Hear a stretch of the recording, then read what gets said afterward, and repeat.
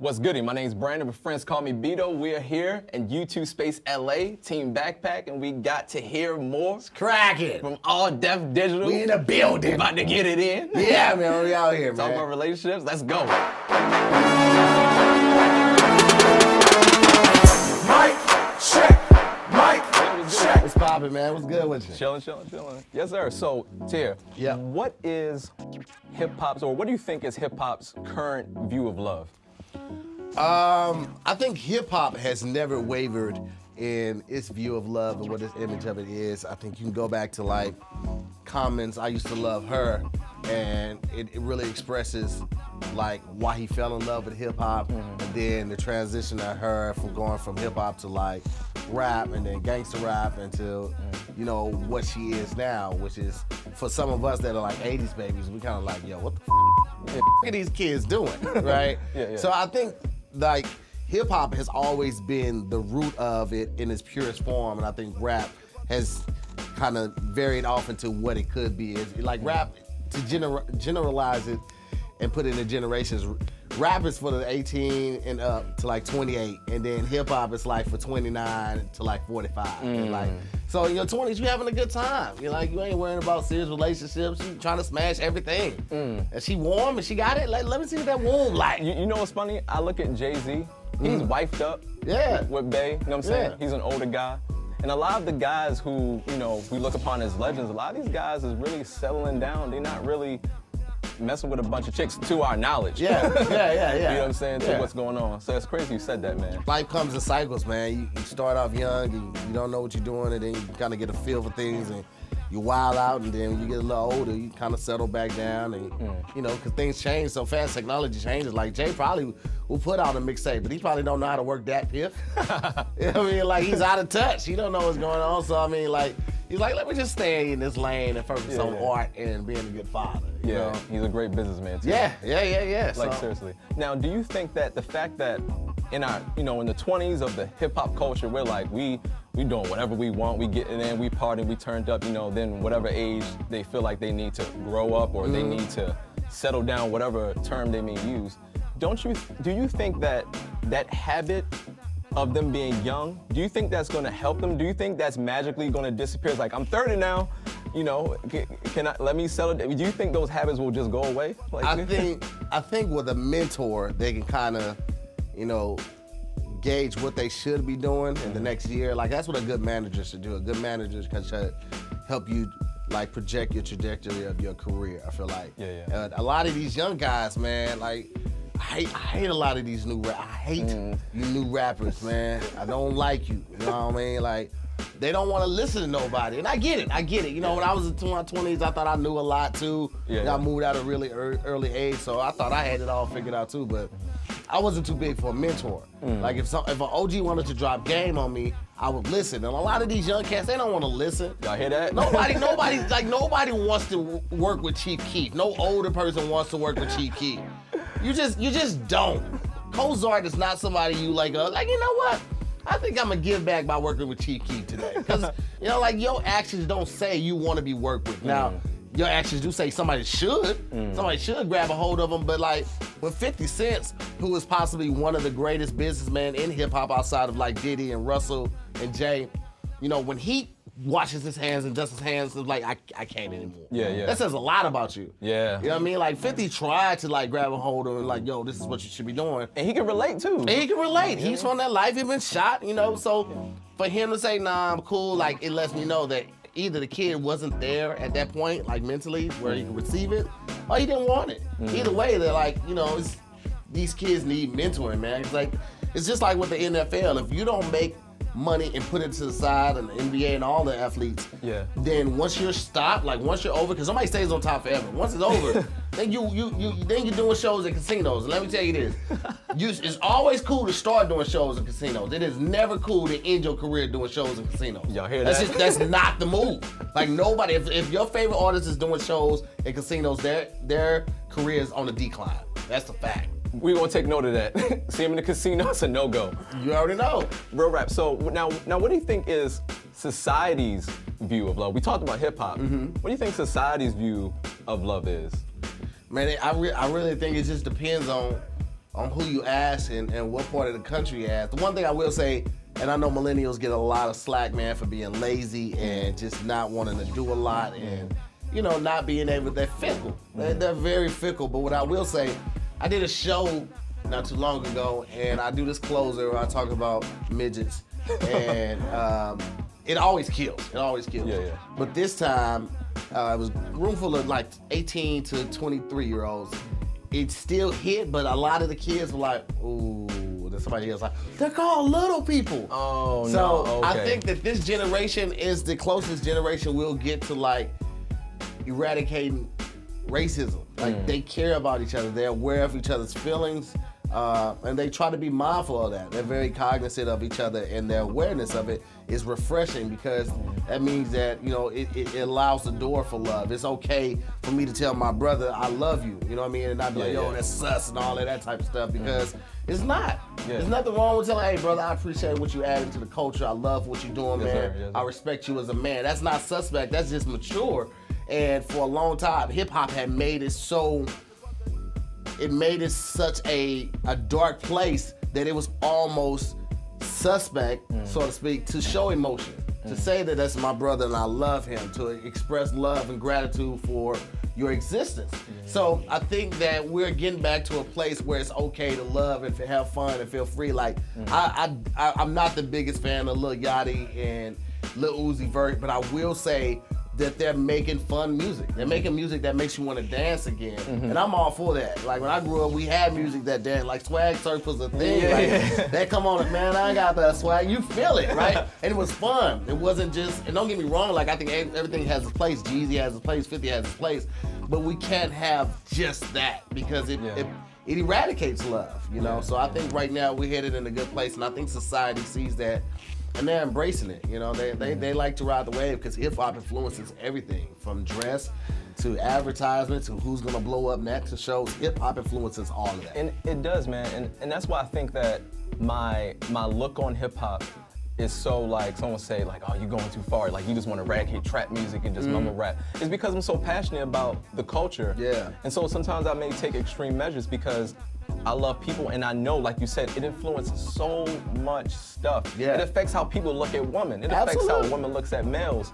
And so when I see young guys do what they do and say the things they say in their content, it gets me because it's like, man, I remember when I did that. And what you're saying is literally affecting somebody. Like, man, I grew up listening to Diplomats, you know what I'm saying, State Property. Absolutely. But let's keep it real. Me growing up in the hood, man, and seeing the stuff I saw, that really changed the way I looked at females. And I can be hard, you know what I'm saying, but I got love for everybody. Don't hate everybody, I'm just pointing that out. I do hate some people, man, and that's okay to say, man. Like we've got so far away from being honest because we want to be politically correct. Just because I don't like your style of music or I don't like you as an artist doesn't mean that I'm a hater. It just means that you're not for me. If you were for everybody, everybody will go platinum. Everybody's not going platinum because you're not for everybody. And just because you're not my cup of tea doesn't mean that I'm a hater. It's just you're not my. A lot of classical music ain't my cup of tea. I'm not a hater on classical music. I think it serves a purpose. I think everything has an audience. That's just, I don't have to be present for that. I don't have to be present when a conductor is tapping the music stand and he puts his arms up. I ain't got time for that, fam. I'm trying to get to something where these hoes be bouncing. We taking to here to go to an orchestra and we gonna get it in. That's gonna be the next video. A trap orchestra. We go to a trap orchestra. I got like when they playing like if they got Zaytoven as the lead composer, I'm there. That's gonna be tough. Because Zaytoven, I love what he does on the keyboards, but you know, other than that, like it just music. I think any form of art should make you feel something. Like if I listen to your music and I'm like, it doesn't make me feel good, it doesn't make me feel bad, then you're a bad artist. You need to take it back to the drawing board because music can make you feel something, some definite feel, some infinite feeling that like I either like it or I don't, but it should make you feel something, you know. And if it doesn't, then you got more work to do. So don't be mad that somebody doesn't like your music. That's good. They can make a clear decision that this isn't for me. But that's 100,000 people that do love it. They made a clear decision that it is for them. So just take that to heart, man, and then just don't be so critical. People are always gonna like it's the hip-hop, worst. Man. Like, it's hip hop. Like it's very grandiose. It's very braggadocious, you know, like we get that. And the same way that you live that on your rap, we live that in our lives. So if I don't like it, I don't like it. I'm gonna talk big cash-ish about it too. I ain't rocking with the homie. Let's go. He's soft. What's up? Right. What's fam? Right. That ain't nothing but just living out hip-hop. So I think a lot of these artists, they don't have somebody like, yo, don't read the comments. You read YouTube comments. Oh my gosh. You don't mess around and kill yourself. YouTube comments are probably the worst. Bro, YouTube comments. I've had World Star comments. Oh my God, let's not get that. Bruh, don't even get that. Yeah, that's crazy. So World Star comments can incite a revolution. Yeah. Don't read the comments. You can't read the comments. Just make the music, fam. Now, I have to ask. Now, what do you think is hip hop's look about the perception about relationships? Now, we talked about love, and we kind of hit on relationships a little bit. But like, there are songs where there's Future, Yachty, and a lot of these guys, they'll say, man, F a ring, you know, I don't want a ring, you know, and marriage is looked down upon. I've been married for 3 years, I'm proud of it. I think it's something that should be put in the black culture even more, especially in the hip hop culture. There's so much benefits to that. People say, you know, when I get married, you know, I want it to be the cap of my life when I'm older. It's not immoral or wrong, it's an opinion. But what I've learned is that when you go through something with somebody, in the beginning times, like it makes it so much stronger. Yeah, that bond is like seriously, I love my wife. Not when you like, okay, I got my 100K salary, let's do it. Let's be with someone when she with you in the struggle, see if she real. Like, like that proven stuff. Like, you know what I'm saying? I feel like the music now is very relative of what these kids are doing. Like, you got all of the social media sites and online dating where it makes it a little more difficult to be monogamous and even long for that. I think women still want it because we're brought up to want to, like, men are raised to live, they love to live life, right? We love to live. Women live to love. From birth, they taught to, like, you know, keep up with your baby doll, love your baby doll, don't let anything happen to your baby doll, take care of it. So they're brought up to love. And men are like, you tough, you know, don't cry, keep going, get back on your bike, go down the block, go even further next time. You love to live, you love to adventure. And I think that's where it comes with men wanting to, like, be with as many women as possible. We just have a very explorative personality, and it's innate in our DNA. It's like the sharks that travel, they still travel the same patch of way that the slave ships traveled hundreds of years ago, looking for food, because that's how many slaves are. It's in their DNA now. They just do that. And so it's in our DNA to want to do that. I think the maturity kicks in and, like, you know, I'm gonna settle down, but it's kind of like when A Different World was on TV. When A Different World was on TV, college enrollment in black was up 90%. We're gonna be what we see.